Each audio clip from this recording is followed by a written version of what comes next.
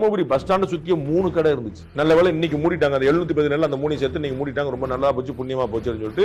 ஆனா ஒரு கடை முன்னா 10 சந்து கடை திறக்கிறாங்க. சந்து கடைங்கிற கேள்விப்பட்டு நினைக்கிறேன். ஸோ அந்த போலியா தரக்கூடிய அதிகாரப்பூர்வம் இல்லாம மது இருக்கக்கூடிய தனியார் கடைகள்.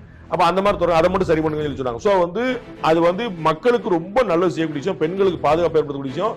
அந்த வேலை 717 கடைகளை யாருமே கேட்காம, ஏன்னா இதற்கு முன்னாடி திமுக அந்த வாக்குறுதியை கொடுத்திருந்தது, அதிமுக அந்த வாக்குறுதியை கொடுத்திருந்தது, பாமக வலியுறுத்தி இருந்தது. அவங்க எல்லாம் கூட செய்ய முடியல, செய்யல.